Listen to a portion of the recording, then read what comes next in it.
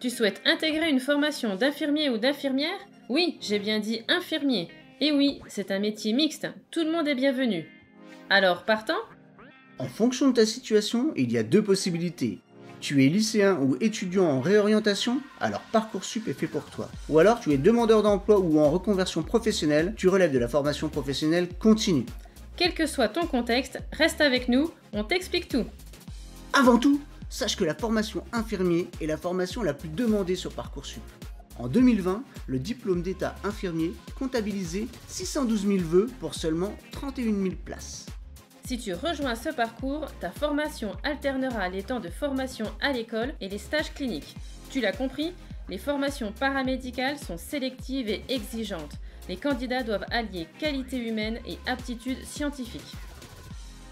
Rends-toi sur Parcoursup pour consulter le calendrier et les conditions de la sélection en formation infirmier. Une petite précision pour ta formulation de tes vœux, les IFSI sont regroupés à l'échelle d'une académie ou d'une université. Chaque regroupement correspond à un vœu et chaque institut à un sous-vœu.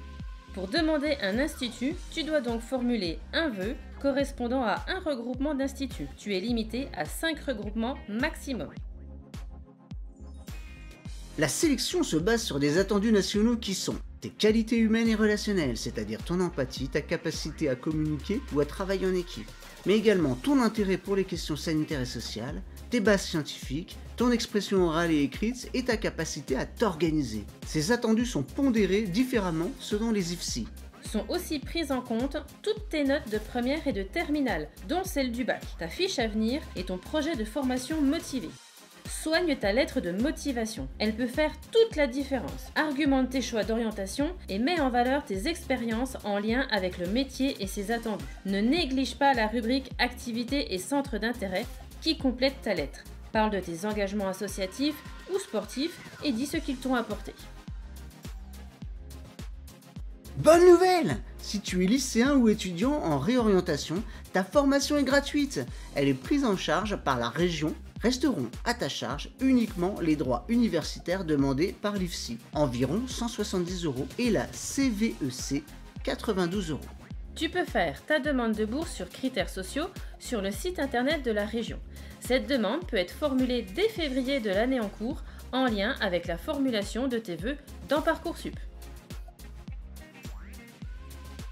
Avoir ta place en formation, c'est un super objectif.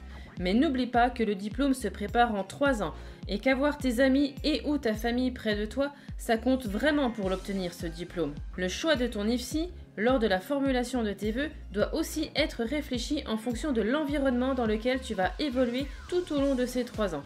C'est d'autant plus important que, une fois accepté dans un IFSI, tu ne pourras plus en changer. Du moins, ça restera extrêmement difficile et contraint. Les mutations en cours de formation entre IFSI sont très difficiles, réservées aux cas à caractère exceptionnel.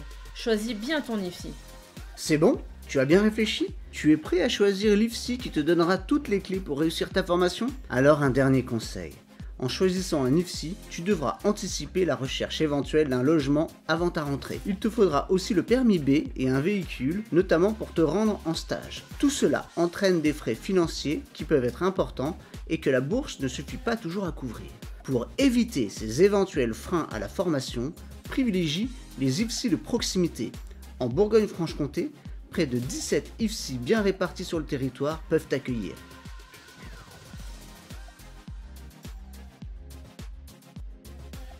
À la date d'inscription aux épreuves de sélection, tu as déjà travaillé l'équivalent de 3 ans de cotisation à un organisme de protection sociale en France? Voici les modalités pour t'inscrire à la formation infirmier.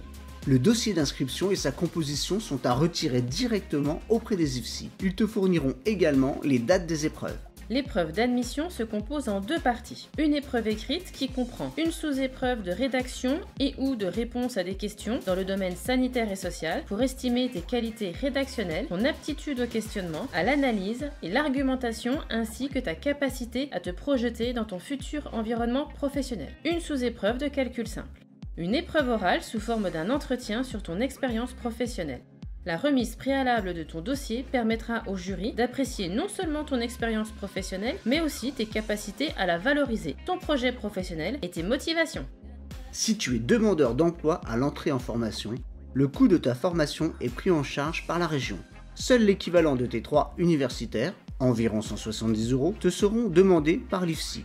Si tu es salarié ou fonctionnaire en reconversion, rapproche-toi de ton employeur et de ton OPCO pour faire une demande de prise en charge de ta formation. La demande doit être faite le plus en amont possible de ta formation afin de sécuriser ton projet et ton parcours. À très vite sur la formation infirmier.